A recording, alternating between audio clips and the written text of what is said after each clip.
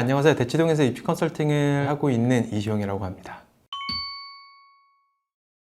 교육이란 게 크게 보면 두 뿌리를 축으로 두고 있는 것 같습니다. 첫 번째는 전 교양이라는 표현을 많이 쓰는데 아이들의 역량이라든지 아니면 아이들의 행복? 이걸 기준으로 어떤 사교육을 해주시는 부모님들이 계시고요. 그 다음에 명확하게 대입이나 고입을 위해서 입시 목적으로 사교육을 하고 계신 경우들이 있는 것 같아요. 근데 대치동 같은 경우에는 입시 목적으로 하는 후자 쪽에 더 가까운 건 사실인 것 같고요. 그 입시 목적에 해당하는 목적이 틀어졌을 때 더 깊이, 더 나오기 힘들게 빠져드는 지역인 것 같기도 합니다. 그럼 반대로 얘기하면 이 아이가 본인이 생각하는 거랑 완전히 다른 입시 체계 안으로 들어가 버리면 실질적으로 그걸 끄집어내는데도 그만큼 시간이 걸릴 거고요. 아이의 에너지라든지 아니면 멘탈이라든지 이런 것들을 갖다가 원래 자리로 돌려놓는 것도 물리적 시간이 들어갈 수밖에 없기 때문에 오히려 방향성을 잘못 잡으면 대치동 같은 경우에는 더 불리하게 작용하는 지점이 존재하는 것 같습니다. 그러니까 우리는 아이들 입장에서 입시라는 게 뭘까라고 가만히 들여다보면 사실은 줄 세우기거든요. 예를 들어 수학 한 과목 가르친다고 하더라도 어머님은 나중에 이 아이가 수능을 잘 보기 위해서 내가 어릴 때부터 이런 역량을 키워줘야 돼 라는 것들을 갖다가 하나씩 설계해서 움직이시는 경우들이 많죠. 근데 그걸 직면하고 있는 아이들 입장에서 들여다보면 나는 누구보다도 더 잘해야 된다라는 줄 세우기를 하고 있냐 안 하고 있냐의 차이인 것 같아요. 사교육 같은 경우에는 수학 같은 과목은 더더욱더 초등 저학년부터 이런 줄 세우기, 입학 테스트부터 레벨링을 통해서 아이의 위치를 진단하고 판단하는 경우들이 많다 보니까 아이들 입장에서는 초등 저학년 때부터 이 줄 세우기에 노출이 되죠. 근데 대치동 같은 경우에는 그 줄 세우기에서 어떻게 보면 가장 강한 아이들, 최상위 포식자들이 포진되어 있는 동네입니다. 특정 과목이나 특정 영역에서 굉장히 잘하는 아이들이 어느 과목이나 영역 안에도 존재하거든요. 그런데 반대로 한 아이 입장에서 바라보면 내가 이것 좀 잘한다고 생각해서 접근했는데 막상 대치동에서 나보다 잘하는 아이들이 항상 존재하기 때문에 반대로 원래 가지고 있던 자존감을 회복 못하는 경우들이 존재하죠. 근데 이제 저는 이렇게 보여져요. 지금 이 아이가 타 지역에서 경험할 수 없는 전문 콘텐츠의 경험을 주는 걸 목적으로 움직이시는 거라고 하면 실질적으로 아이한테 유리할 수 있는 건 사실인 것 같습니다. 이게 무슨 소리냐? 사실 대치동이라는 동네가 타 지역에서는 상상도 못하는 여러 가지 전문 콘텐츠를 초중등 대상으로 하고 있기 때문에 특별함을 가지는 것도 사실이거든요. 그러니까 실제 이 아이가 타 지역에서는 절대 경험하지 못하는 전문 콘텐츠를 시키겠다라는 목적으로 명확하게 설계를 해서 들어오면 유의미할 수 있고요. 거기서는 아이가 그 콘텐츠를 즐거워하고 즐길 수 있게끔 만들어주는 거에 초점을 맞춰서 움직이는 걸 추천을 드려요. 그런데 가만히 지켜보면 그게 아닌 경우들이 많습니다. 대치동에 목적 없이 들어오는 경우들도 굉장히 많고요. 일단 들어오게 되면 안 할 수 없는 코스라는 것들이 환경적으로 존재합니다. 우리 아이만 딱 안 하고 계속 버티기에는 한계 지점이 오죠. 그럼 아이는 그걸 갖다가 다시 경쟁에 뛰어들어서 그 환경에서 이길 수 있게끔 가야 성취감을 맛보게 되는데 그렇게 움직이는 대치동 콘텐츠들은 효율보다는 비효율이 더 높고요. 성취보다는 좌절감이 더 높을 때가 많은 것 같습니다. 그러니까 대치동이라는 지역 같은 경우에는 어릴 때부터 여기에 흥미를 갖고 재미를 느끼거나 또는 우수함을 보여서 아이들을 막상 모아놨는데 계속 성취도가 낮게 나온다거나 테스트에서 계속 지게 되면 아이들 입장에서는 원래 꿈꿔왔던 재미와 즐거움 또는 본인이 강구하고자 하는 목적들이 사라지고 이제 줄 세우기 급급해지는 현실로 돌아오는 경우가 굉장히 많아 보입니다.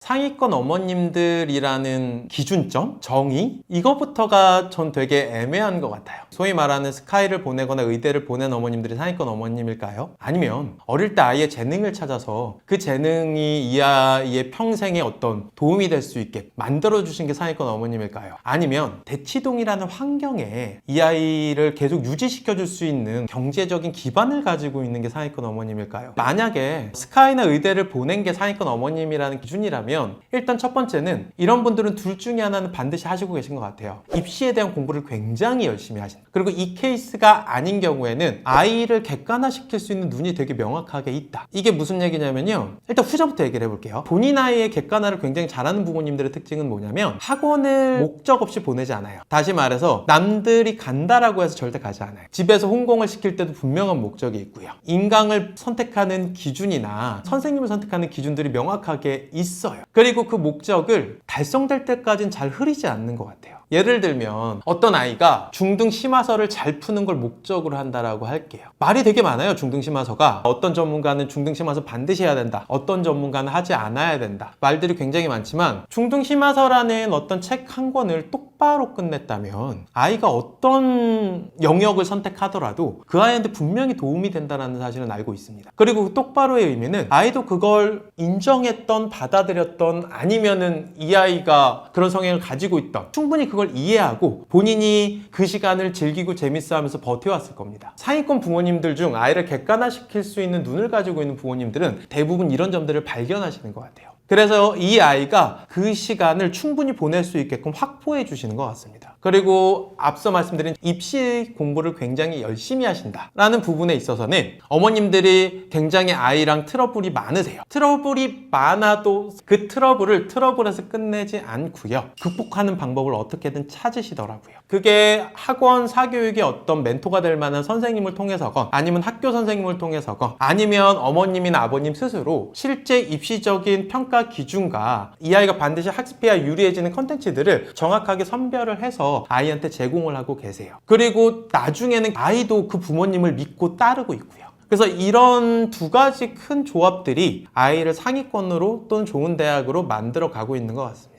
그러면 객관화를 가지고 있었던 어머님들 같은 경우에는 보통 아이가 어떤 유명한 학원의 탑반이 되길 원하지 않으세요. 그리고 대치동에서만 하고 있는 전문 컨텐츠를 반드시 이수해야 되겠다는 생각을 갖고 계시지도 않으세요. 그냥 우리 아이가 객관적으로 굉장히 우수하다라고 평가되고 즐기고 있고 탐구하는 모습들을 꾸준하게 유지할 수 있는 목표의식이 뚜렷하시다라고 보면 될 것 같아요. 그런데 입시 공부를 굉장히 많이 하신다거나 아니면 학원의 커리큘럼을 굉장히 열심히 공부해서 비교해 보시는 분들 같은 경우에는 아이의 역량과 상관없이 이 아이한테 어떤 걸 제공할 거냐라는 판단 기준은 어머님이 판단하거나 아버님이 판단하는 게 절대적일 수밖에 없을 겁니다. 그러면 아이가 다루는 컨텐츠에 대한 기준점을 정확하게 분석해서 아이한테 필요한 걸 준다라는 이야기죠. 그래서 이 부분은 조금 나누어서 생각을 해보실 필요성이 있을 것 같고요. 말씀드리고 싶은 포인트는요, 대치동에서 엄마의 치맛바람이 굉장히 세다라고 하는 굉장히 적극적인 어머님들 같은 경우에는 어떠한 학습법이라든지 교육적인 측면에서 굉장히 뛰어나다라고 느껴지지는 않습니다. 그런데 어머님이 아이가 처해 있는 환경들을 굉장히 많이 서치를 해보시고 아이한테 가장 유리한 환경을 구성하려는 노력들이 아이한테 유의미하게 전달이 됩니다. 그리고 그게 유의미한 결과로까지도 이어지고요. 그래서 저는 어머님들한테 안내를 드릴 때 제대로 아이한테 유리함을 설계를 해주시고 전략적인 부분으로 움직이실 거면 첫 번째, 고입과 대입의 모집 요강이라든지 평가 기준에 대한 입시 공부를 절대 게을리하시면 안 된다, 명확하게 말씀을 드리고요. 만약에 어머님이나 또는 아버님이 정확하게 아이를 객관적으로 볼 수 있고 목적의식이 명확하시다라고 하면 이 목적의식을 다른 사람들의 이야기에 의해서 흔들지 마셔라. 그리고 아이가 그 목적을 달성할 때까지는 가장 적극적이고 직접적인 방법으로 도움을 주셨으면 좋겠다 라고 말씀을 드리고 있습니다. 2, 3년 전에도 제가 유튜브 촬영을 하면서 했던 이야기가 있는데 2, 3년 사이에 바뀌어버린 것 같습니다. 일단 첫 번째는 학원의 커리큘럼이라는 걸 무한정 신뢰해서는 안 되는 시기인 것 같습니다. 지금 대학교 입시안이 학원의 변화보다 빠릅니다. 이건 무슨 얘기냐? 대학교가 실시하는 여러 가지 평가 기준을 학원의 커리큘럼이 속도를 못 쫓아오고 있다는 뜻인 겁니다. 어머님들은 보통 의심하지 않거든요. 이 학원의 커리큘럼을 따라가는 건 너무 당연한 거라고 생각을 하세요. 그런데 그 커리큘럼을 이수를 시키는 이 부분이 아이한테 나중에 발목일 수 있어요. 그래서 일단 첫 번째 말씀드리고 싶은 건 학원을 두 부류로 나눠서 일단 고민해보자. 하나, 내가 원하는 커리큘럼을 설계할 수 있는 사교육. 대부분 가외나 개별 맞춤형 관리형 학원들이 여기에 속할 것 같습니다. 자, 그리고 두 번째, 내가 그 학원의 커리큘럼을 무조건 따라야 되는 사교육. 자, 이렇게 두 개 학원으로 분류해서 우리는 생각을 해볼 거고요. 첫 번째, 우리 아이나 또는 학부모님이 원하는 커리큘럼을 설계해주는 학원 또는 과외 같은 경우에는요, 예를 들면 초중등 심화나 사고력을 개별 맞춤 학원에서 하겠다? 과외로 하겠다? 저는 이거는 별로인 것 같아요. 이렇게 특수화된 콘텐츠 같은 경우에는 전문성이 굉장히 중요하고요. 그리고 환경적인 요소만 놓고 보더라도 사고력이나 심화를 할 때는 실제 이 동일한 과정을 같이 하고 있는 친구들이 많이 있을 때가 이걸 갖다가 좀 더 제대로 할 수 있는 환경적인 요소를 갖게 됩니다. 자, 그런데 우리가 교과 진도를 굳이 하교육을 하는 이유는 학교 진도를 못 따라갈까봐 걱정돼서가 아니에요. 초중등은요. 학교에서 하는 속도보다 조금 더 빠르게 진도 효율을 가지고 와줘서 물리적 시간을 다른 전문 콘텐츠에 활용하려는 걸 목적으로 합니다. 예를 들면 물리라는 영역은 이 아이는 더 깊이 있는 심화 탐구를 하고 싶은데 기본 진도가 안 끝나 있다라고 하면 고등과정에 있는 물원 물투에 있는 내용까지 깊이 있게 탐구할 수 있는 기회가 줄어들 거 아닙니까? 그럼 그런 차원에서 진도를 나가주는 걸 목적으로 한다라는 겁니다. 그럼 다시 돌아와서 내가 우리 아이한테 개별 맞춤형 학원이나 과외를 한다라는 건 보통 교육 과정에서 나가는 진도 속도를 비교해 봤을 때 과외나 개별 맞춤형에서 효율을 못 갖고 온다라고 하면 굳이 이 부류의 학원을 선택할 이유가 없는 거예요. 그러니까 저는 오히려 이런 게 이상한 거예요. 예를 들어 볼게요. 황소 같은 학원은 심화만 전문적으로 다루는 학원입니다. 그러면 그 황소 같은 대형 학원은 잘 보내기 위해서 A급 교재나 최상의 교재를 과외로 서포터를 해준다 라고 하면 저는 여기서 질문을 던지고 싶은 거예요. 과외 선생님의 전문성이 더 뛰어날까요? 아니면 황소 학원에 있는 학원 선생님의 전문성이 더 뛰어날까요? 당연히 황소라는 학원의 전문성을 더 높게 평가하기 때문에 그 학원을 잘 다니게 하기 위해서 과외라는 걸 진행을 할 겁니다. 그런데 우리는 보통 어떤 식으로 과외를 하고 있냐라고 들여다보면 아이가 진짜 황소에서 힘들어하는 그 심화라는 과정에 해당되는 문제를 직접적으로 도움을 주는 것이 아니라 오히려 황소에서는 기초 선행 진도를 안 하니 황소를 좀 더 편안하게 다닐 수 있게 도와줄게 라고 해서 미리 선수 과정에 대한 걸 기초 선행을 뽑아주는 경우가 굉장히 많은데 이런 경우에는 현실적으로 아이한테 도움이 안 돼요. 아이가 그 학원에서 힘들어하는 영역에 도움을 주고 있는 게 아니거든요. 그리고 반대로 과외 선생님을 구해다가 황소 교재에 있는 어려운 문제를 별도로 예습을 좀 시켜주세요 또는 메이크업을 해주세요 라고 하면요 과외 선생님은 이걸 하려고 들지 않습니다. 황소 자체 교재기도 하고요 본인이 많이 다뤄왔던 문제가 아니기 때문에 굉장히 불편하거든요. 이건 다시 말해 전문성이 떨어진다는 얘기인 겁니다. 자, 그래서 결론을 지어드리면 이런 것 같아요. 현실적으로 개별 맞춤 수학 같은 경우에는 우리가 어떤 특정 영역의 전문성을 기대해서 하는 과정이나 학원의 선택이 아닙니다. 그거는 정확하게 우리 아이가 개별 맞춤 학원을 다녔을 때와 강의형이나 대형 학원을 다녔을 때의 진도 효율을 확인해 보시면 금방 알 수 있을 거라고 보여집니다. 그래서 과외나 개별 맞춤 학원 같은 경우에는 정확한 목적을 설계하시고요. 기간을 설계하시고 아이가 그 목적과 기간을 달성하기 위한 물리적인 시간을 협의를 하셔야 됩니다. 아이가 예를 들어 주 3, 4회 이상 해야 된다라고 하면 그 3, 4회를 투자하시더라도 그 기간 안에 그 목적을 달성해야 된 이유가 명확해야 된다는 거죠. 그리고 단기간으로 운영을 하시는 게 효율이 가장 좋습니다. 자, 그리고 강의형 학원 같은 경우에는 또는 대형 학원 같은 경우나 레벨링이 되어 있어서 줄 세우기를 해야 되는 학원들 같은 경우에는 명확하게 그 학원이 가지고 있는 가장 뛰어난 전문성이나 실적을 성취하는 목적으로 움직이셔야 됩니다.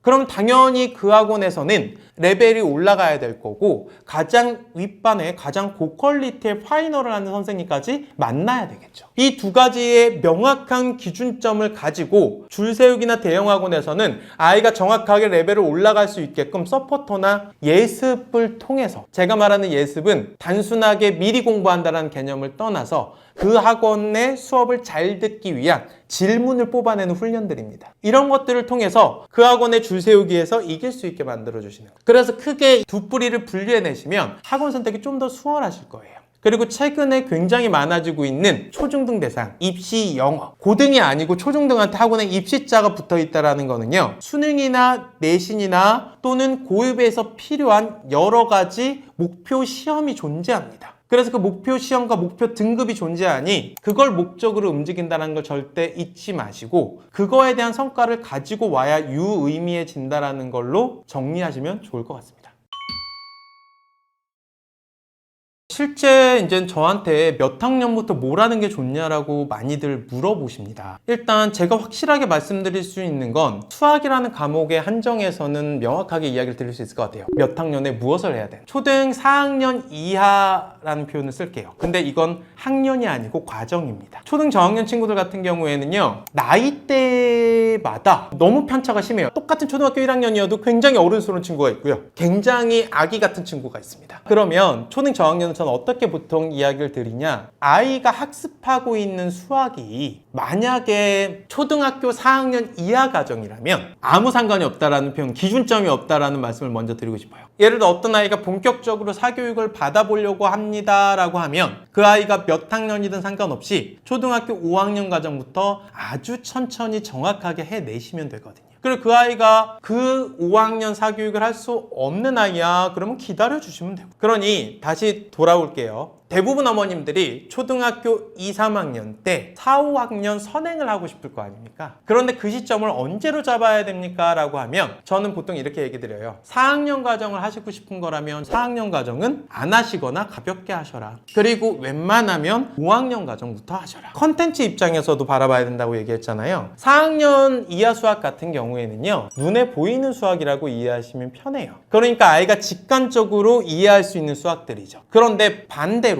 5학년 이상 과정부터는 눈에 보이지 않는 분수 소수 계산 같은 것들이 전부 다 시작이 됩니다. 그러니까 반대로 얘기하면 개념이 명확하지 않으면 흔들릴 확률이 높다라는 거예요. 그럼 여기서부터는 개념을 명확하게 해내는 건 굉장히 중요합니다. 그리고 빨리 해야 됩니까? 우리 아이가 초등학교 5학년 때 현행 정도인 초등 5학년 걸 하면 안 됩니까? 라고 물으신다면 저는 그건 괜찮다라고 말씀드리고 싶습니다. 교육적으로 옳고 그름을 논하는 건 절대 아닙니다. 이 영상을 보시는 부모님들이 사교육에서 대한민국 입시적인 유불리를 갖고 오고 싶으시다라면 그거 기준으로 말씀을 드리고 있는 겁니다. 만약 초등 저학년 아이들의 진도, 속도의 시작 지점을 물으신다라고 하면 전 5학년이 현행하는 정도도 문제되지 않는다. 단 현행하는 5학년이 중학교 1학년 끝날 때까지 중등 진도를 이수할 수 있는 정도의 진도 스케줄은 고민해 보실 필요는 있다라는 겁니다. 그리고 이어서 초등 고학년으로 연결을 좀 해볼게요. 초등 고학년이라는 건 보통은 4, 5, 6학년을 의미하죠. 그런데 4학년 친구들도 자기주도 학습 능력도 굉장히 떨어지고 물리적 학습량도 굉장히 적은 친구들이 있습니다. 그런데 이런 친구들마저도 5학년 이상은 기다리기 쉽지 않은 것 같습니다. 현실적인 입시가요. 그러면 이번에는 나이입니다. 학년 나이적으로 5학년, 6학년 지점에 와 있다 라고 하면요, 제가 방금 이야기 드린 것처럼 보통 2년 정도면 3년치의 진도량을 할 수 있어요. 그리고 일반적인 학원에서 심화를 제외하고 개념서나 유형서 정도의 진도만 나간다라고 하면요, 2년 정도면 보통 4년에서 많으면 5년치의 진도량도 가능합니다. 갑자기 제가 무슨 얘기를 드리는 거냐, 제가 아까 중1 끝날 때까지 중등 진도를 다 나가는 걸 추천드린다라고 했어요. 입시적인 유불리로 따졌을 때. 그러면 초등학교 5, 6학년 때는 적어도 어떻게 될까요? 중학교 진도 반 정도에서 많으면 3분의 2 정도까지는 이수가 되어 있는 걸 추천드려요. 그리고 그 정도 진도를 나갈 수 있게끔 설계를 해놓으시면 좋을 것 같습니다. 물론 제가 드린 이 이야기가 어떤 분들한테는 굉장히 빠르게, 어떤 분들한테는 굉장히 느리게 들릴 수도 있어요. 그런데 저는 그냥 입시적 유불리를 따졌을 때 대한민국의 일반고나 전국 단위 자사고를 가고 상위 15개 대학을 목적으로 움직이는 친구라면 중학교 2학년 시작 지점부터는 고1 걸 해야 된다라는 이야기를 드리고 싶은 거예요. 너무 무거운 것 같습니다. 그렇게 이야기를 해주실 수도 있을 것 같습니다. 근데 이건 고1 거라는 컨텐츠의 무게감을 들여다봤을 때, 그리고 수학이라는 과목을 한정적으로 들여다봤을 때 절대 부인할 수 없는 것 같습니다. 고등학교 1학년이 상위 15개 대학을 가기 위해서 고등학교 1학년 과정을 완성도 있게 끝낸다는 건 고등학교 1학년 1년 동안 해낼 수 있는 미션이 아닙니다. 적어도 앞쪽에서 2년 정도는 충분히 고등학교 1학년 과정을 다뤄줘야 아이 입장에서 입장에서는 편안하게 임계량까지 올라올 수 있게 됩니다. 물론 굉장히 뛰어난 친구라면 2년이 아니고 8개월이든 6개월이든 해결할 수도 있겠죠. 그런데 제가 현장에서 본 대부분의 친구들은 1년 반에서 2년이 필요했어요. 그래서 어떤 친구가 선행이 전혀 없는 상태에서 중학교 2학년을 맞이했다면 저는 그 아이가 갈 고등학교 일반고 기준의 고1 교과서를 똑바로 시킬 것 같아요. 중2, 3께 전혀 안 돼 있는데요. 그 아이는 그렇게 그냥 두면요, 고등학교 1학년 교과서도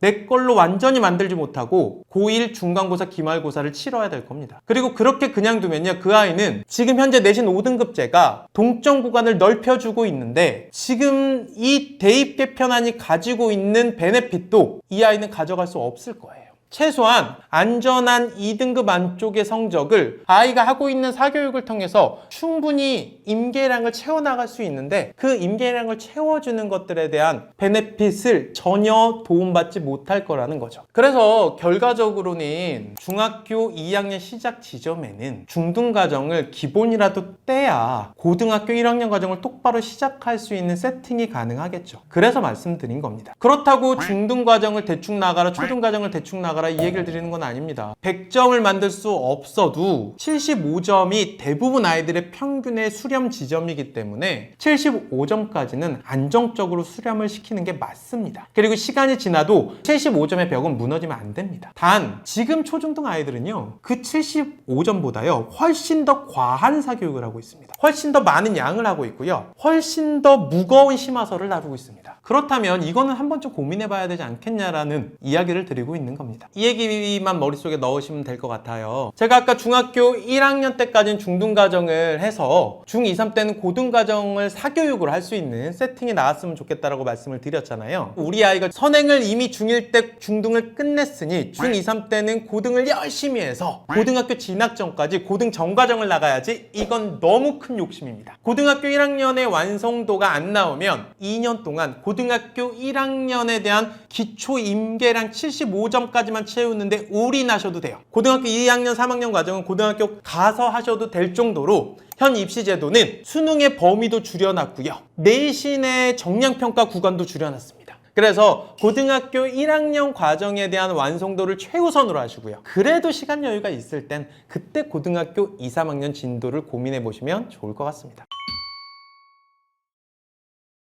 최근에 초중등 어머님들 상담을 해보면 가장 많이 들었던 질문이 뭐였냐라고 하면, 일단 최소한 스카이는 보내고 싶다. 되게 솔직하게 얘기들을 하세요. 요즘은 의대를 최소한 보내고 싶다. 그래서 이 차원에서 얘기를 해볼게요. 일단 첫 번째, 의대나 스카이를 목적으로 하신다라고 하면 그냥 저는 현장에 있으니까 현장에 보여지는 대로 얘기를 할게요. 그러니까 최상위권은요, 어머님, 지필도 이겨야 되고요, 그 다음에 수시 역량이라고 보는 학교 활동에 대한 학생부 종합전형도 이겨야 돼요. 내가 둘 중에 어떤 게 유리할지 모르고 두 번째는 둘 다 사용하게 거의 되어 있어요. 그래서 이 두 가지 다 정확하게 이야기를 드릴게요. 일단 지필에 대한 최상위권 아이들이 지금 어느 수준까지 갔냐라고 하면요, 웬만큼은 일반고 기준으로 고등학교 진학 전에 고등학교 1학년 정도의 내신 시험 4번 이거 안전하게 1등급 다 확보해 둡니다. 1등급이 5등급제에서 10% 안쪽을 얘기하잖아요. 그럼 수학만 확보해 둘까요? 아니요. 최소 국영수 3과목은 안전한 1등급 학교를 확보해 둬요. 여기다가 욕심내시는 분들은 어디까지 확보가 들어가냐? 전국 단위 자사. 우리가 이렇게 보여져요. 어머님들이 학교를 고를 때 어느 학교를 갈까요? 유불리를 물어보시는 이유는 되게 심플하거든요. 내신이에요. 내신이 불리하냐 유리하냐를 물으시는 거예요. 어떤 학교가 무조건 유리해요? 전문교과목 선생님이 우수하고 많은 활동들이 존재하고 그 활동들도 고퀄리티로 할 수 있고 전문성을 가지고 있는 고등학교가 무조건 유리하죠. 그게 뭔데요? 특목자사요. 무조건 유리합니다. 이걸 학생부 종합이나 수시 역량이라고 그냥 할게요. 이 역량은 무조건 유리해요. 근데 여기 갔을 때 우리 아이가 내신이 깨질까봐가 걱정인 거죠. 그런데 어떤 아이가 내신까지 안전한 1등급을 확보했다면, 그것도 고등학교 진학 전에 확보했다라고 하면 내가 고등학교 선택을 아무 부담 없이 할 수 있죠. 그리고 두 번째요, 내신이 안전한 아이들의 특징은 고등학교 1학년 때부터 수능과 수시 대비를 열심히 할 수 있어요. 올인해서 할 수 있다고요.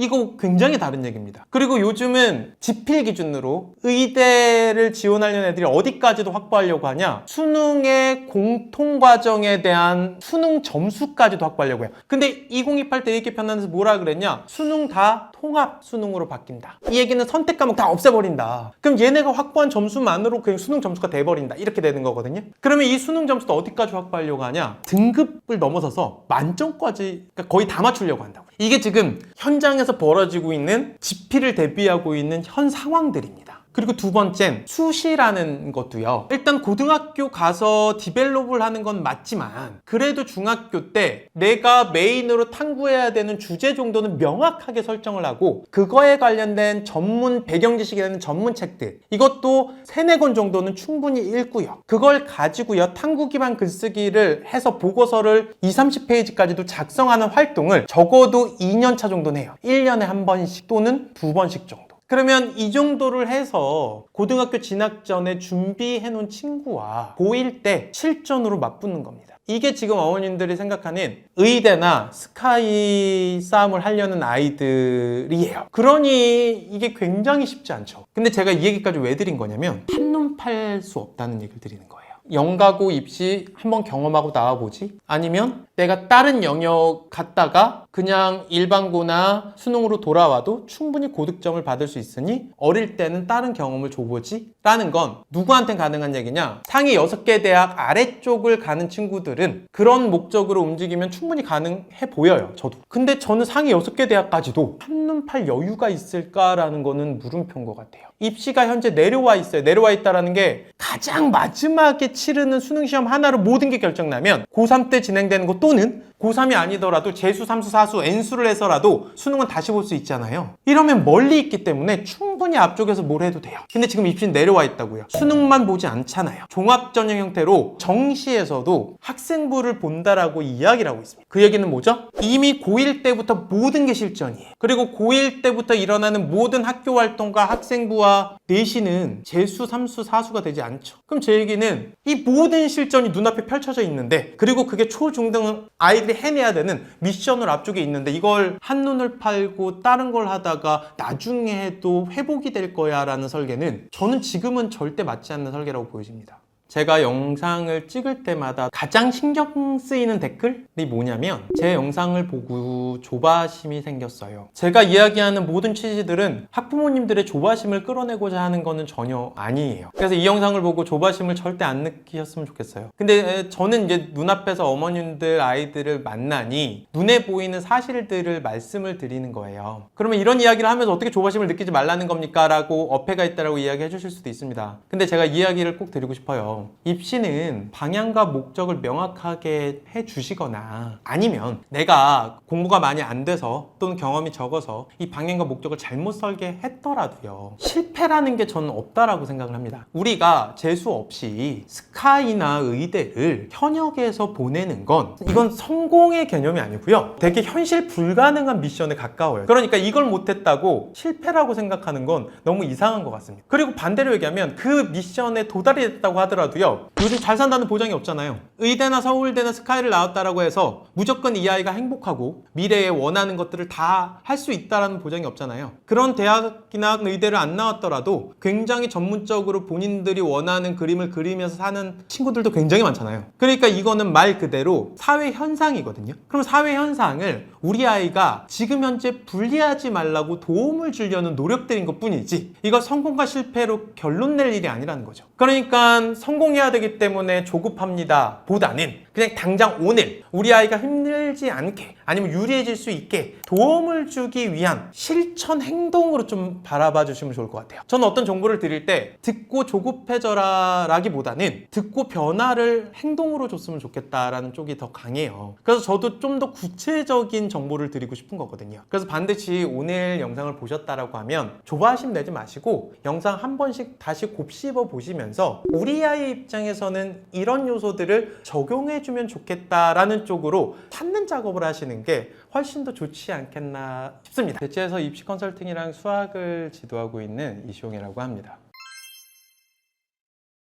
지금 우리 내신이라는 거를 정확하게 받아들이시면 좋을 것 같아요. 교육부가 내놓는 여러 가지 입시안들이 저는 최근 한 10년 동안 무언가가 변화가 일어나고 그 변화의 제도에 적응해야 되고, 그리고 그게 적응할 만하면 또 무슨 변화가 일어나고, 이게 계속적으로 반복적으로 오고 있는 것 같습니다. 그래서 결론은 현재 제도에서 내신이라는 포지션은요, 정량적인 평가에 커트라인을 긋는 선입니다. 내신 1등급이 보장하는 게 전교 1등이 아니에요. 한 예로 300명짜리 학교가 있습니다. 거기서 10% 30명이죠. 30명은 전부 다 1등급이 되는 거예요. 단 특정 학년의 특정 학기의 과목의 1등급인 친구들이 있겠죠. 그리고 이런 것들이 계속 퍼펙트하게 모든 학기랑 모든 과목에서 똑같이 1등급을 받는다라고 하면 이 아이는 전교 1등이 맞죠. 그런데 어떤 애는 1을 계속 찍다가 2 한 번 찍고 다시 1로 올라오고, 어떤 애는 2를 2번 찍고 올라오고, 이런 편차들이 존재할 겁니다. 그런데 어떤 애가 되게 퍼펙트하게 1등급을 찍다가 2를 하나 찍었는데, 완전히 다 1등급의 친구와 2를 하나 찍은 친구와, 얘네들이 예를 들면 서울대 의대를 간다고 칠게요. 서울대 의대 입장에서 진짜 우수함을 비교한다라고 하면 얘는 뽑고 얘는 안 뽑고가 결정이 날까? 이거 좀 애매하시잖아요. 그럼 어느 선까지가 얘네끼리는 그래도 다 똑같은 우수함을 갖고 있다라고 평가해도 될까라는 고민을 할 거 아닙니까? 그래서 제가 이제 드리고 싶은 얘기는, 각 대학마다 이제 이걸 뭉뚱그리는 기준들이 점점점 넓어지고 있는 건 사실이 있다. 그래서 앞으로의 내신은 고등학교 진학 전에 되도록이면 안전하게 1등급으로 들어가는 과목이 많으면 좋긴 해요. 고등학교 1학년 공통 과목의 내신을 안전하게 1등급으로 만드는 게 초중등한테 떨어진 미션이 됐고요. 고등학생한테 떨어진 기준은 내가 내 동급에 해당하는 등급 아이들 중에서 학생부 종합전형으로 1등이 되기 위한 학교를 제대로 다니는 활동이 고등학생한테 떨어진 미션이라고 보시면 돼요. 학교에서 하는 여러 가지 교내 대회나 창체 활동이나 여러 가지 활동들 안에서 선생님한테 정확하게 관찰 평가를 보여줘서 그 우수함이 정확한 정성 평가로 기록될 수 있게끔 만드는 작업이 고등학생한테 떨어진 미션입니다. 하나 더 얹자면, 수시에서 원하는 최저 학력 기준이나 수능의 고득점을 막고자 하는 게 고등학생한테 떨어진 미션이라고 보시면 돼요. 사실 고등학교 1학년 과정은 공통에 해당이 되고요. 이 공통 과정만이 유일하게 정량적으로 평가를 제대로 할 수 있습니다. 그런데 고교학점제가 되면서 선택 과목들이 많아지잖아요. 그런 선택 과목들은 대부분 고등학교 2, 3학년 때 배치되게 되는데, 그렇게 배치되는 선택 과목들은 정량적으로 정확하게 줄 세우기 하기가 어려워요. 왜? 전교생 모두가 수강하는 과목이 아니니까. 그러니까 이건 정성적인 평가가 많이 들어갈 수밖에 없는 구조를 띠게 됩니다. 초중등 아이들 입장에서 바라봤을 때는요, 고등학교 올라갔을 때의 마지막 소위 말하는 킬러 중킬러라고 그냥 이야기하겠습니다. 정량적인 평가에서 25%에 해당하는 문제들을 갖다가 내가 초중등 때 완성형으로 공부했다라고 정의내릴 수가 없어요. 그럼 초중등 아이들은 앞쪽에 75%의 임계량을 채우는 과정들에 대한 안정성을 확보하는 건 가능하지만, 그 뒤쪽에 25%는 고등학생이 돼서 이 아이의 상황에 맞게끔 공부할 수밖에 없고, 그러면 그거는 어쩔 수가 없다라는 겁니다. 다시 말해서 우리가 예측할 수 있는 데이터로 확보할 수 없다라는 거예요. 그러니 그 뒤쪽에 있는 25%에 대한 점수는 고등학교 가서 얘가 어느 쪽에 더 집중을 할 것이냐, 예를 들면 내신 정량평가의 점수를 더 끌어올리는 데 집중을 해낼 것이냐, 아니면 학교 활동에 집중을 해낼 것이냐, 아니면 수능에 초점을 맞출 것이냐에 따라서 많은 변수들이 존재할 수 있다. 그러면 우리는 이런 거죠. 지금 초중등의 내신의 안전한 확보라는 건 내가 안전한 1등급 과목이 고등학교 진학 전에 몇 과목이나 되는지를 안전하게 확보하고 최대한 많이 확보하는 게 유리한 건 팩트. 그리고 고등학교 올라가서 환경에 맞게끔 만들어지는 동점 구간이 존재할 거라는 거예요. 그럼 그 구간 안에서도 또 다른 변별력을 위한 종합전형이 일어날 거라고요. 그 종합전형의 싸움에서 내신은 여기를 갖다가 동점 구간을 기준으로 잡아주는 컷선의 역할을 띠게 된다라고 이해하시면 되고요. 또 다른 줄 세우기가 항상 있다라는 걸 잊으시면 안 된다. 이렇게 정의 내리시면 될 것 같습니다.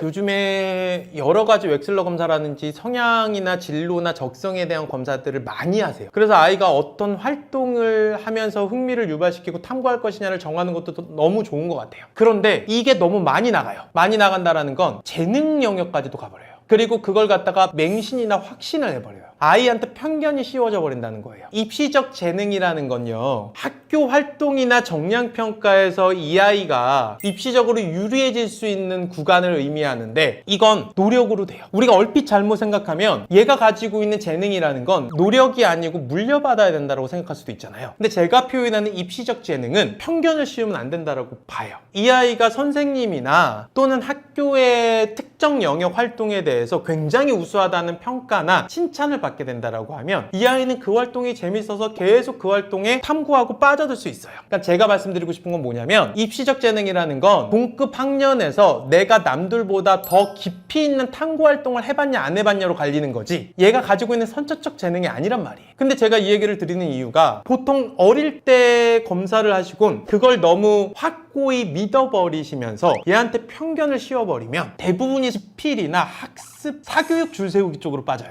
그러면 일반적으로는 그게 눈에 보이는 점수가 잘 나오냐 안 나오냐로 모든 걸 규정짓게 돼버려요. 그런데 저는 그건 그러면 안 된다고 봐요. 학생부에 왜 아이들의 세부 능력 및 특기사항을 적는 기재란이 있겠어요? 아이마다 다 있을 수 있다는 거예요. 누군가한테는 얘가 가지고 있는 우수한 면을 관찰하고 쓸 의무가 있단 말이에요. 그런데 아이한테 그걸 닫아버리면 전 안 된다라고 보여지는 거죠. 그래서 결과적으로는 이 시기에는 반드시 어떤 걸 해야 된다, 이런 쪽의 접근보다는요, 아이가 어떤 활동을 통해서 칭찬을 들었거나 좋아한다면 조금 더 배경 지식을 깊이 있게 들어가는 탐구 활동과 연결을 시켜봐라. 그게 교내든 교외든 결과적으로는 교내로 와야 되거든요, 입시적으로 쓰려면. 그런데 이 아이가 계속 성취감을 느낄 수 있는 활동으로 연결하는 건 너무 좋아요. 제가 왜 자꾸 활동이라는 표현을 쓰냐면, 이게 지필로 넘어가 버리면요, 얘가 나보다 지필 점수가 좋은 애를 만나면 성취감이 떨어져요. 그런데 활동은 그렇게 단순화시킬 수가 없어요. 아이가 어떤 특정 활동에서 계속 칭찬을 받는 경험들이 누적되면 아이는 그 활동이 있을 때마다 참여하고 싶어요. 그리고 점점 참여 횟수가 늘어나면 그 활동에 대한 건 그 학교에서 정평이 나게 돼 있어요. 그리고 또 하나 활동의 장점은 학습처럼 폭이 넓지가 않아요. 그리고 꾸준히 잘해야 되는 게 아니에요. 좁은 영역의 폭으로 깊이 있게 들어가고 깊이 있게 탐구한 경험 한 번 가지고도 계속 활용하면서 디벨롭을 할 수 있어요. 그러니까 유리하다는 거예요. 가성비도 유리하지만 아이 입장에서는 잡아낼 수 있는 주제도 굉장히 다양하고요. 그런데 이게 더 제가 보기에는 입시적으로 더 높은 점수예요. 그리고 아이한테 훨씬 더 유리해질 수 있는 되게 큰 베네핏이 될 수 있고, 그러니까 이런 것들은 놓치지 않았으면 좋겠다. 그래서 성향에 대한 사교육 연결보다는 아이가 탐구할 수 있는 활동을 찾아주는 게 전 너무 중요하다. 그리고 이거는 매년마다 반복적으로 하셔라. 그리고 그 주제를 디벨롭 할 것이냐, 주제를 바꿀 것이냐, 이거에 대한 고민만 하시면 돼요. 고3 전까지만 디벨롭이 두세 차례 일어나면 되고, 물론 이런 활동을 제대로 할 수 있는 시기는 초등 고학년부터 중3까지 6년밖에 되지 않아요. 그러니까 이 시기를 최대한 활용하셔야 되겠다. 일단 기본적으로는 국영수는 요즘 과학까지도 그런 것 같아요. 대부분은 베이스로 학원을 선택하시는 것 같고요. 기타 나머지 과목들 같은 경우에는 혼공이나 과외나 종합학원 정도를 생각하고 계신 것 같아요. 일단 전략적으로 초중등 때 이런 건 했으면 좋겠다라는 차원의 이야기를 꺼내보고 싶어요. 일단 국어부터 이야기를 잠깐 해보면, 초중등 국어에 대해서는 사교육을 반드시 해야 된다라는 거엔 동의가 되진 않아요. 단 국어를 어릴 때 접하는 건 대부분 다 독서를 통해서 접하게 되잖아요. 그리고 그 독서를 통해서 아이의 독해 능력을 향상시키겠다, 또는 어휘나 문법에 대한 역량을 향상시키겠다, 그래서 그걸 연결한 커리큘럼을 설계해서 아이들한테 학습이나 역량 강화를 하겠다라고 하는 것들에 대해서는 동의는 돼요. 단 반드시 전략적으로 다녀야 된다라는 거는 모르겠어요. 그걸 통해서 전략적으로 입시에 필요한 수시 역량과 내신이나 수능의 점수가 올라갔다라는 걸 정확하게 데이터로 확인한 적이 없어요. 반대로 얘기하면 데이터를 뽑기도 어렵다는 거예요. 그래서 하지 말라라는 게 아니라, 국어에 대해서는 일단 고등국어를 제외한 나머지 국어는 어머님이 교양이라고 인지하시고 이 아이한테 어떤 독서를 하는 역량이라든지 아니면 여러 가지 경험들을 주겠다라고 하시면 그거는 괜찮다고요. 두 번째, 고등국어는 입시 영역이 맞죠. 그리고 그 고등국어를 똑바로 하기 위해서 초중등 과정에 해야 되는 공부가 있다라고 하면 그것도 연결시켜서 같이 해줘야 되는 게 맞죠. 맞죠. 그런데 이걸 갖다가 입시 국어 안에는 내신 국어와 수능 국어가 있는데 내신 국어부터 먼저 잡는 거는 한계점이 너무 많아요. 내신 국어라는 교과목은 내가 고등학교를 어느 정도는 좁히거나 결정을 해서 그 고등학교가 쓰는 교과서 또는 그 고등학교가 쓰고 있는 부교재, 그 학교 선생님의 기출 스타일 이런 것까지 다 파악을 해야지 내신 대비가 가능하거든요. 그러니까 당연히 수능 국어라는 타이틀을 먼저 앞세울 수밖에 없어요. 그럼 이제 이런 입시 국어 학원들은 선택을 해야 되는 것이냐 라고 하면 저는 이렇게 말씀드릴게요. 우리 아이가 가서 점수가 오를 수 있는 상황이면 저는 선택해야 된다라고 봐요. 입시 국어라는 타이틀은 뭐죠? 수능을 앞세웠잖아요. 목적 시험을 결정했잖아요. 근데 당장 수능을 볼 수 없으니까 고등학교 1학년 모의고사부터 쭉 보겠죠. 그러면 우리 아이는 그 학원을 다닌다라고 하면 고등학교 모의고사 점수가 계속 올라야 되죠. 그런데 대부분 제가 관찰한 입시 국어 학원을 다니는 아이들 중에 상위 50%는 점수가 오르고 있다라고 보여져요. 근데 하위 50%는 그냥 다닌다라고 보여져요. 그러면 왜 그런 상황이 생기냐라고 하면 입시 국어 학원을 초중등 아이들은 독서 논술 학원처럼 만만하게 보는 거예요. 절대 만만한 학원이 아니에요. 예를 들면 독서 논술 학원이 다니는 무게감이 3이라면 입시 국어 학원은 10이에요. 그러니까 주 1회짜리 입시 국어 학원이어도 하루는 가는 날, 나머지 하루는 그 학원을 잘 다니기 위한 또 다른 공부를 해야 돼요. 공부를 해야 된다는 게 무슨 얘기냐? 그 학원의 과제량도 만만치 않고요. 그 학원에서 목적으로 하는 시험을 잘 보기 위한 모의고사 모니터링하는 모르는 걸 메이크업 해주는 절차들도 거치셔야 된다고요. 근데 저는 어떤 취지에 가깝냐면 안 다니던지 아니면 입시 국어학원을 다닐 거면 똑바로 다녀라에 가까워요. 그리고 학원을 똑바로 다닌다는 개념은 물리적인 시간이 확보를 제대로 하시고, 예를 들면 입시 국어학원을 하나를 2년 다닐 거야. 전 이것보단 2개를 1년 다니라고 해요. 이거는 무슨 얘기냐? 제가 아까 입시 국어학원을 제대로 다니려면 과외 서포트가 필요하다고 했잖아요. 그러면 사실 다니는 기간을 반으로 줄여서라도 그 다니는 기간 동안 안에 제대로 점수가 오르게 만들어주고 그게 임계량이 채워지는 점수였으면 좋겠어요. 이걸 목적으로 정확하게 움직였으면 좋겠다는 거예요. 입시 국어학원을 되게 만만하게 초등학교 5, 6, 중1 때 수학, 영어에 대한 물리적인 시간을 빼지도 않은 상태에서 그냥 넣어요. 이러면 완성도가 같이 무너져요. 그러니까 단순하게 논술학원 빼고 넣는 학원의 무게감이 아니에요. 그냥 어학원 정도를 빼고 입시 국어를 넣는 무게감이 거의 유사해요. 그러니까 이 정도 생각을 갖고 넣으셔야 돼요. 그 다음에 이제 두 번째는 영어 이야기를 해볼게요.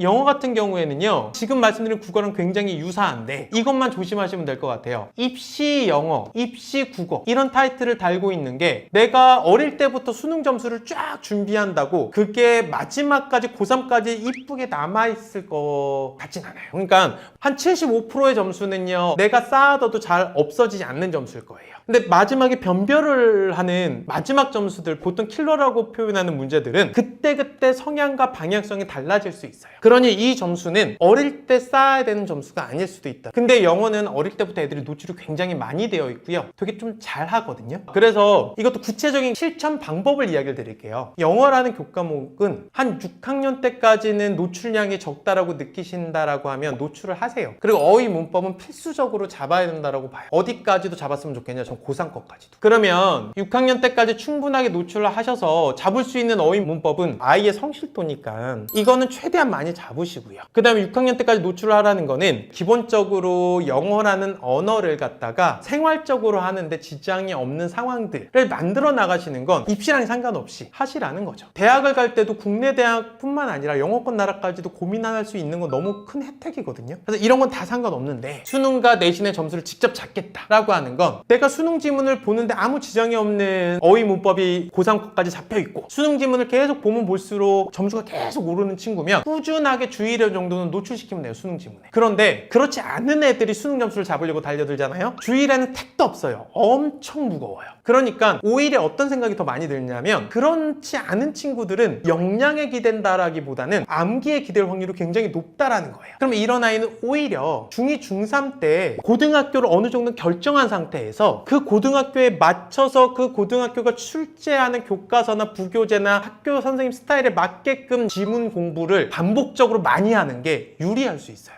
그 얘기는 반대로 어떻게 되냐? 중2, 중3 때 국어나 영어에 내신에 물리적인 시간을 많이 쏟을 거면 중1, 2 때 역량에 기대는 교과목들을 제대로 해놔야 돼요. 왜? 그 교과목 시간이 빠져나와야 되니까. 그러면 수학이나 과학, 특히 과학에서도 물화생지 중에서 물리화학처럼 암기 영역보다는 역량적인 측면에서 점수가 잘 무너지지 않는 이런 과목들, 이해 영역에 기대는 과목들이 제대로 준비가 되어 있다라고 하면 중2, 중3 때 상대적으로 수학과학의 물리적 시간을 빼낼 수 있겠죠. 그러니까 이런 것들이 전략적으로 준비가 되어야 될 거로 보이는 거죠. 근데 대부분은 국민 시간표라고 하죠. 수학 주 2, 3회, 영어 주 2회, 과학 1회, 국어 1회. 거기다가 이 정도 해주는데 얘가 좋아하는 뭐 예체능 과목 하나 정도 넣어줘야 되잖아요. 그러면 시간표가 꽉 차요. 그리고 분기에 한 번씩은 해외 갔다 오셔야 되잖아요. 국민 시간표라고. 다 하고 있는 시간표인데 바꿀 수도 없고 불안하니까 다 안 할 수도 없어요. 그런데 이 시간표가 저는 이렇게 표현해요. 4등급 시간표라고. 그냥 아이를 평범하게 만드는 시간표예요. 남들 다 하는 시간표를 줬는데 등급은 특별한 등급을 받아 라고 요구하는 게 이게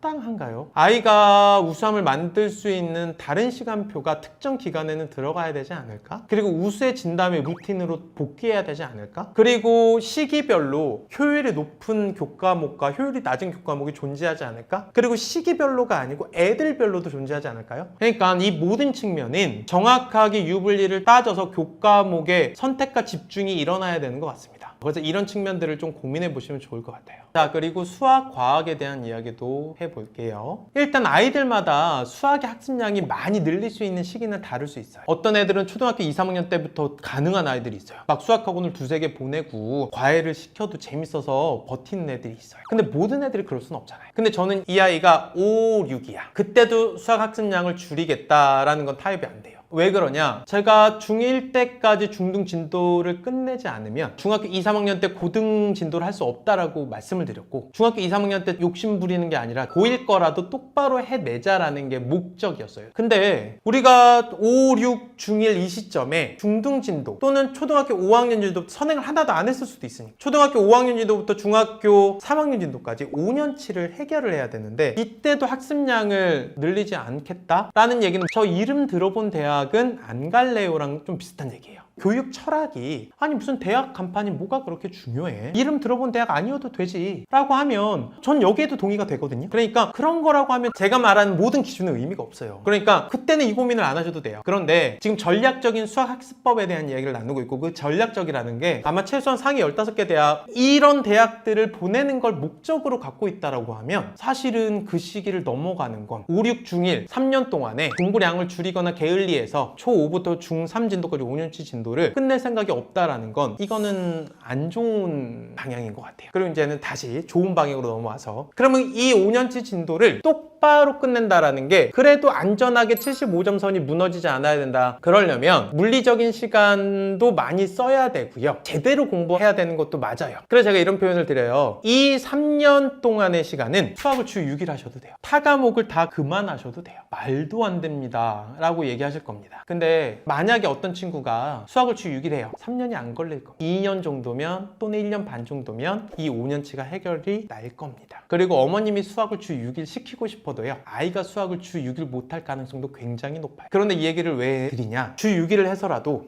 기초과정에 물리적 시간을 줄일 수 있다면, 그리고 고등학교 스타트 지점을 제대로 해서 가져올 수만 있다면, 그리고 다시 원래 루틴으로 올 수 있다면 전 이 얘기를 드리고 싶은 거예요. 어떤 애가 열심히 그렇게 투자를 해서 중1 때부터 중1, 중2, 중3 3년 동안 고등 진도만 다뤘다고 칠게요. 그럼 얘는 구구단을 뗀 상태에서 곱셈을 굉장히 장기간 오래 한 거예요. 그러면 실수율도 떨어지고요, 속도도 빨라질 수밖에 없죠. 전 이 얘기를 드리고 싶은 거예요. 수학이라는 교과목의 특징이에요. 어머님 삼각형의 넓이 하면 다 아시죠? 근해 공식 하면 머리를 긁게 되죠. 그러니까 수학은 내가 활용하는 횟수에 정비를 할 수밖에 없어요. 그러면 고등 과정에서 초중등 과정은 계속 활용된단 말이에요. 그리고 웃긴 건 활용량이 적은 건 자연스럽게 도태돼요. 어머님들이 생각하시는 얘가 잘 다져졌을까요의 정의가 뭐냐면요, 얘가 고등 과정을 똑바로 해내기 위한 초중등 과정이 다 완성됐을까요예요. 그 얘기는 고등 과정에서 초중등 과정을 계속 활용하면요, 자연스럽게 완성되거나 쉬워져요, 그게. 그런데 이걸 계속 활용하는 거는 전략적으로 고등의 시작점을 빨리 땡겨와야 된다는 거예요. 단 이것도 오해하지 마세요. 고등학교 진학 전에 고등 정과정을 하란 말이 아니에요. 시작점을 당겨왔지만 어떤 아이가 이걸 제대로 하기까지 고1과에서 물리적 시간이 많이 들어간다면 쓰세요. 3년을 쓰더라도 쓰세요. 왜? 고1 거는 9구단이라니까요. 고등 수학의 9구단. 근데 고등 수학의 9구단을 완벽하게 내 걸로 체득하는 시간을 쓰는 거 손해볼 게 없어요. 그래서 여기까지에 대한 맥락을 이해하시면 수학은 전략적인 학습법이 딱 보여요. 그래서 일단 그렇게 움직이시고요. 그리고 5에서 중1 사이는 더 이상 타협점이 없으니까 시간표를 이렇게 짜세요. 수학 학습량을 맥스로 넣으시고 아이마다 맥스량은 다르니까요. 그리고 남는 시간에 국어든 영어든 과학이든 배치하세요. 단 그 남는 시간의 의미는 뭐냐? 수학의 루틴이 무너지지 않는 전제 조건 안에서 갑자기 또 남는 시간에 넣는데 무거운 게 들어와서 수학의 루틴이 침범되거나 무너지는 상황으로 연출되면 안 되잖아요. 그러니까 그 상황 안에서부터 해결을 하시라는 거죠. 그렇게 하시면 사실 효과적일 거고요. 고등학교 진도에 진입이 되셨다라고 하면요, 원래 루틴으로 복귀하세요. 이건 장기 레이스예요. 그때부터. 그러니까 그때부터 루틴으로 복귀하신다는 게 그냥 국민 시간표의 수학, 주 2, 3회 정도 학원을 다니는 학습량, 2, 3일 투자하는 양으로 돌아오세요. 이렇게 말씀드리고 싶고요. 그 다음에 과학은요, 점수를 목적으로 선행을 나가라고 말씀드리고 싶진 않아요. 특히 중등과학 선행이에요. 그러니까 초중등이 중등과학을 선행할 때는 탐구 기반 글쓰기가 내가 과학 분야로 좀 해보고 싶어 라고 했을 땐 배경 지식이 좀 필요하거든요. 그러니까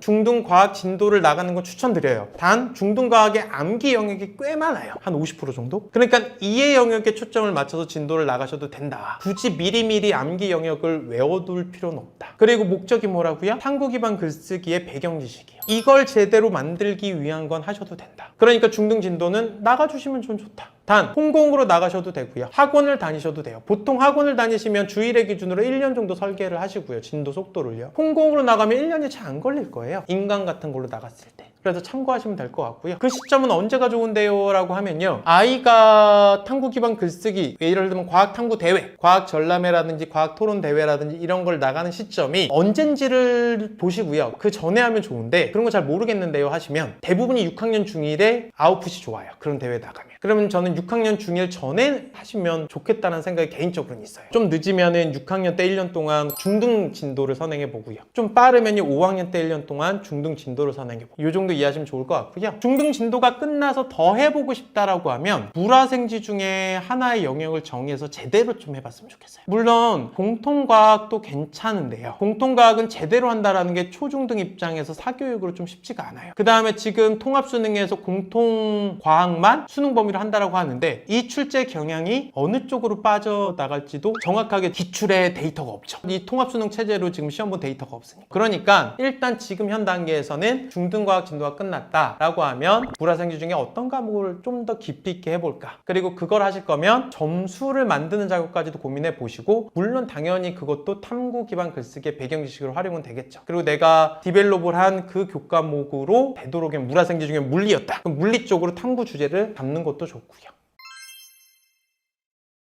우리 아이들이 굉장히 많은 테스트들을 보고 있어요. 그게 뭐 단순하게 지능 검사부터 시작을 해서 여러 이제 학원을 다녀야 되니까 입학 테스트, 매달 일어나는 레벨 테스트, 그러면서 어머님들도 아이를 그런 잣대의 평가들을 하시죠. 다 좋아요. 그런데 어렵지 않으세요?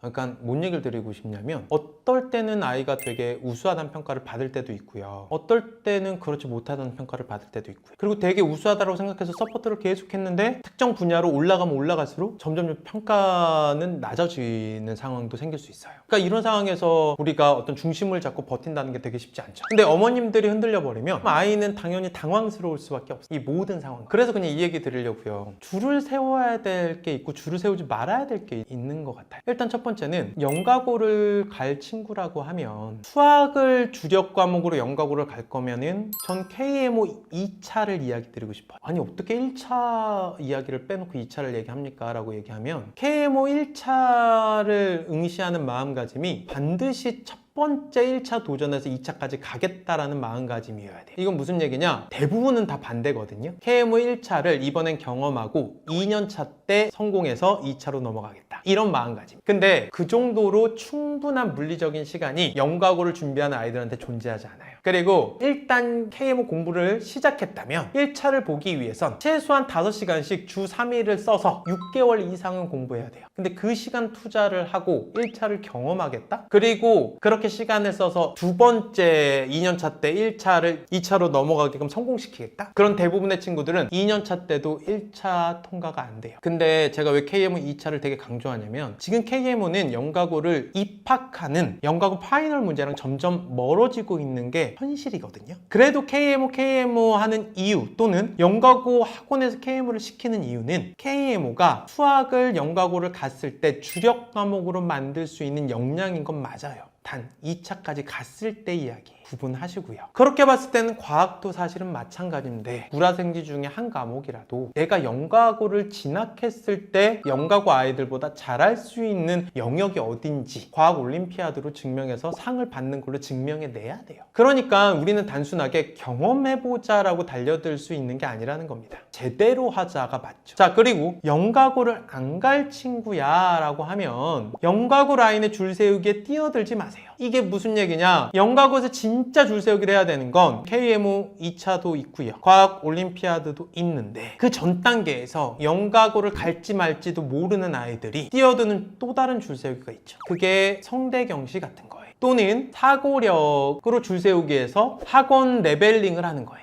이게 뭔 얘기냐면 요즘은 되게 어린 친구들부터 무슨 학원에 무슨 반에 들어가기 위한 무슨 테스트를 줄 세우게 하는데 이 테스트에 들어있는 모든 것들이 뭐냐면 영재교육 라인의 사고력 심화들이에요. 보통 교육 과정에는 없는 거란 이야기를 드리는 거예요. 그러면 원래 영재교육 라인에 있는 사고력 심화의 의미는 병렬식 개념 구조를 띠고 있어서 줄 세우기를 하고자 하는 목적으로 설계되어 있는 과정이 아니라 경험하는 탐구 과정이에요. 탐구를 하라고 설계해 놨더니 이걸 갖고 점수를 다 매겨서 줄 세우기를 하겠다? 그런데 영가고 갈 친구도 아닌데? 이게 이상한 줄 세우기의 첫 번째예요. 그럼 우리 아이가 영가고를 갈 게 아니라면 영가고를 갈 아이가 아닌 아이들의 똑바로 된 줄 세우기는 뭡니까? 라고 물으신다면 또는 진단해야 되는 지필평가가 뭡니까? 라고 물으신다라고 하면 초중등 과정에는 없어요. 그래서 제가 어머님들 마음도 이해가 돼요. 학교에서도 변별하는 시험이 없어. 중등 내신 있잖아요. 중등 내신 절대평가입니다. 중등 내신이 성취도 평가라 그래서 90점 이상이면 다 A를 줍니다. 근데 A 맞는 비율이요 40%까지 올라가 있어요. 무슨 얘기냐면 하위 30%를 찾고 싶은 거예요. 하위 30% 애들은 다음 학년으로 진학시키기엔 기초 역량이 너무 부족하니 그걸 메이크업 해주는 걸 목적으로 설계되어 있는 게 중등 과정이라고요. 그러니 당연히 학교에서도 줄 세울 생각이 없어요. 그리고 줄 세우지 않는 게 맞고요. 이수하는 게 맞아요. 그러면 줄 세우는 과정의 첫 번째 과정이 뭡니까? 라고 하면 뭡니까? 고1 과정이요. 고1 과정 첫 번째부터는 철저한 상대평가인 건 사실입니다. 그럼 여기는 학교에서 마저도 입시에서 마저도 줄 세우고 있는 게 맞잖아요. 그러면 이 과정부터 유리하게 만들어주는 게 맞고요. 그런 의미에서 보통 교육 과정에서 가장 필요한 시험은 고1 내신이 먼저예요. 저는 이런 비유도 드려요. 고1 내신과 수능은 다른 거예요. 다른 점 3가지로 분류해 보면 이래요. 고1 내신 재수가 됩니까? 안 되죠. 수능 재수가 됩니까? 되죠. 고1 내신 고등학생이 준비하는 겁니까? 아니죠. 초중등 애들이 준비하는 거죠. 수능 고등학생이 준비하는 겁니까? 맞죠. 고1 내신 학생부 종합전형에 영향을 미치는 게 맞습니까? 라고 하면 맞죠. 그리고 모든 종합전형에 꼬리표처럼 붙어 다니는 게 맞습니까? 라고 하면 맞죠. 그리고 전교생이 다 하는 시험입니까? 라고 하면 맞아요. 수능이요. 실제 수능 없이도 대학을 갈 수 있는 전형이 존재해요. 물론 수능의 비중이 약하다는 게 아니에요. 현재 입시 제도가 수능의 비중을 계속 낮추고 있는 건 사실이에요. 왜? 종합전형으로 가고 싶어서. 입학사정관들이 예를 들면 수능 점수 하나만으로 줄 세우기 해서요. 아이를 뽑는 게 가장 우수한 아이를 뽑을 수 있는 방법이다. 맞습니다라고 하고 예라고 얘기하는 입학사정관은 거의 없을걸요. 수능의 정량적인 점수들은요. 그룹핑을 하는 수단인 거고요. 그룹 안에서는요. 이 아이를 1년 이상 장기간 관찰한 선생님이 이 아이의 우수성을 제대로 쓴 학생부의 글을 믿는 게 더 정확하다고. 이게 전 더 공정하다고도 느껴져요. 시험 한번 잘못 봐서 나와서 두세 개 더 틀려서 쟤보다 더 안 좋은 대학을 가는 게 공정한지 잘 모르겠어요. 근데 1년 동안 관찰한 관찰평가는 그 선생님의 의견은 역량적으로 이 아이를 1년 이상 봤는데 이 아이가 더 우수하다라고 이야기한다면 그건 맞을 확률이 굉장히 높죠. 그런 차원에서 지필평가의 끝판왕이 수능이다라고 생각할 수 있겠지만 저는 아이들의 입시의 시작점이 고1 내신 시험인 것 같아요. 그리고 그건 초중등 아이들의 입시고요. 요걸 명확하게 구분 지으시면 가장 좋을 것 같습니다. 그래서 어머님들이 해야 되는 진짜 모니터링은요, 우리 아이가 이수해야 되는 교과목들이 정확한 임계량까지 이수가 됐는지, 실제 우리 아이가 안전하게 목표로 하는 고등학교 1학년 내신 등급을 획득할 수 있는 진도가 됐는지, 그래서 고등과정을 하고 있다라고 하면 내가 원하는 목표 등급으로 계속 등급이 오르고 있는지, 이 부분을 모니터링을 제대로 하셔야 되지 않을까 싶어요.